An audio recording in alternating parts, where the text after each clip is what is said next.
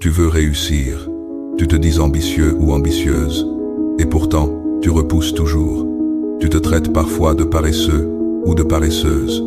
Mais écoute bien, tu n'es pas paresseux. Tu es juste coincé dans l'inertie. Et aujourd'hui, je vais t'expliquer comment t'en sortir. En physique, l'inertie, c'est la tendance d'un objet à rester dans son état, immobile ou en mouvement, tant qu'aucune force ne l'en sort. Et nous, les humains, on n'est pas différents. Rester immobile devient souvent plus facile que commencer.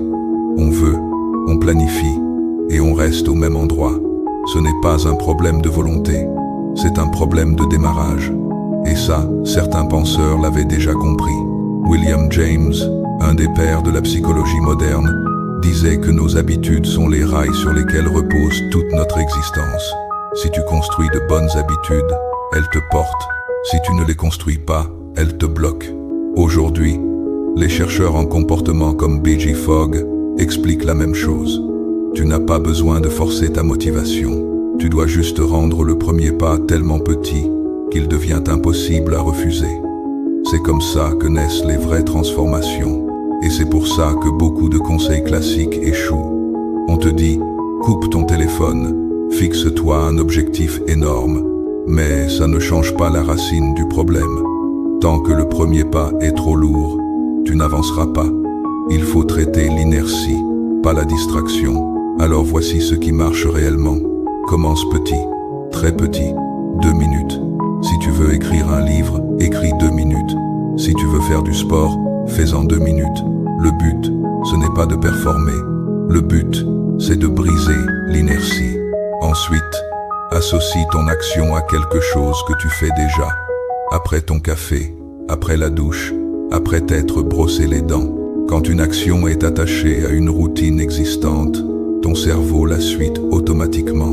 Récompense l'effort, pas le résultat. À chaque fois que tu fais ton action, même si elle est minuscule, ressens une petite fierté. Le cerveau s'attache à cette émotion et renforce l'habitude, puis ajoute un peu de friction à ce qui te freine. Pas pour te punir, mais pour rééquilibrer. Par exemple, laisse ton téléphone dans une autre pièce. Rends la mauvaise habitude un peu plus difficile et la bonne un peu plus facile. Et enfin, pense en termes d'environnement. Si tu veux dessiner, laisse ton carnet ouvert sur la table. Si tu veux lire, laisse ton livre à portée de main. L'environnement crée ton inertie. Modifie-les et tu modifies ton comportement. Laisse-moi te donner un exemple. Karim veut apprendre à coder. Il commence par 2 minutes de lecture d'un chapitre après le dîner. 2 minutes deviennent 10, puis 30. 3 mois plus tard, c'est devenu normal pour lui. Pas parce qu'il a développé une volonté extraordinaire, mais parce qu'il a appris à maîtriser l'inertie. Alors écoute bien, si tu es ambitieux mais que tu te sens bloqué, arrête de te juger. Baisse l'attente, commence minuscule, crée ton rituel, récompense tes efforts et adapte ton environnement. Je te promets que ça change tout. Et si tu veux aller plus loin, écris ton objectif en commentaire.